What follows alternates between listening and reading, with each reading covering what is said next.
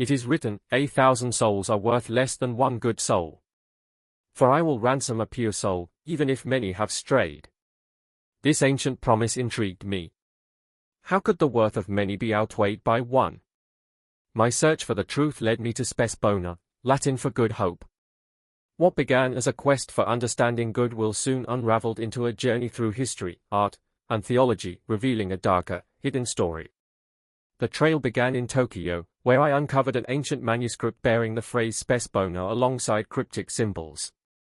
From there, I traced its echoes across the world, America, England, Portugal, Berlin, and Egypt. In each place, I found fragments tied to the phrase, cathedral engravings, hidden inscriptions, and enigmatic works of art. One discovery stood out, Mona Lisa by Leonardo da Vinci, one of the most famous and enigmatic paintings in the world. While there are no hidden engravings or secret messages beneath its surface, the painting has long been the subject of speculation. Her elusive smile has been interpreted as a reflection of human complexity, the subtlety of inner emotion and the duality of human nature. The background, often described as serene, transitions from a lush green landscape to distant mountains, creating a sense of depth and mystery. Some scholars believe it represents a spiritual connection between Mona Lisa and the infinite, hinting at the underlying ambiguity of the human condition, where certainty and mystery coexist. My search continued, leading me to the Garden of Earthly Delights by Hieronymus Bosch, 15th-century Dutch painter deeply concerned with sin and divine judgment. Bosch's most famous triptych portrays paradise, earthly pleasure, and hell. The central panel, depicting Eden's pleasures, quickly descends into chaos in the right panel, hell, where corrupted souls face divine retribution. This vivid contrast captured the essence of the biblical concept of salvation, but I began to see something more disturbing. Could SPES BONA, a symbol of goodwill, conceal something darker? As I studied the patterns, I noticed an inversion of the word goodwill, 𝔈𝔱'𝔒𝔯𝔭𝔞. This reversal hinted at a chilling interpretation, the hell of gates. The concept of goodwill, pure on the surface, seemed to hide an undercurrent of corruption. The promise of salvation, I realized, could be twisted into something sinister. Scripture provided another clue, I am the potter, and you are the clay. Yet as I delved deeper, I encountered references to clay being devoured and eroded by time and sin.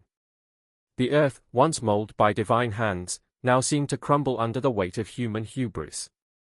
In Santa Monica, I visited the SPES BONA Cathedral, a place known for its rich history and unique art collection.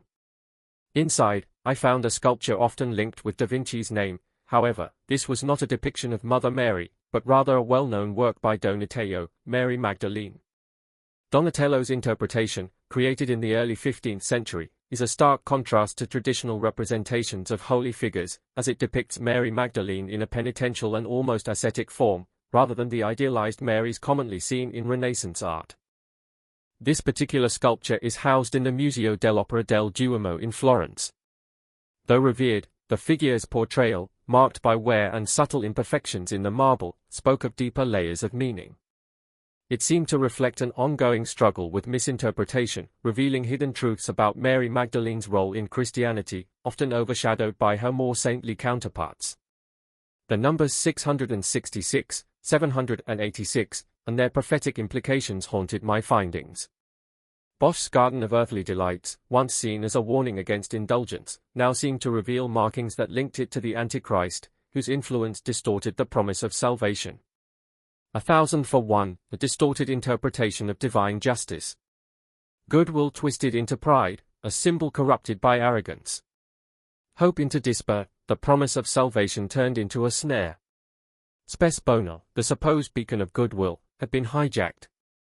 Its symbols now bore the markings of the Antichrist, a force seeking to invert all that was holy. The story of SPES BONA is not one of peace, but a warning. Beneath its veneer lies a question. Is it truly a symbol of hope, or the harbinger of the fallen? As I stood before the final symbol etched into the cathedral wall, 3 concentric circles intersecting a serpent devouring its own tail, I understood. It was never about decoding a relic. It was about confronting the inversion within myself. The shadow that grows in the absence of understanding. The deception that creeps in through the promise of light. And as I turned to leave, I etched one final thought into my journal. The deeper the symbol, the greater the lie it can hold. You are love. That is the secret I could not see at the beginning. I searched across deserts, cities, and sacred heights, not knowing that love had already been written into the bones of the world. And into mine. In the silence of the Alps, I breathed the breath of eternity. In Rio, I stood beneath the outstretched arms of the Redeemer. Not as a pilgrim, but as a child returning home. At the wall in China, I touched the memory of hands who built in fear and in hope, and I wept for both. Everywhere I went, the heavens whispered the same truth. There is beauty in the broken. There is God in the question. There is hope even in the shadow of the Antichrist. For light is not frightened by darkness, it defines it.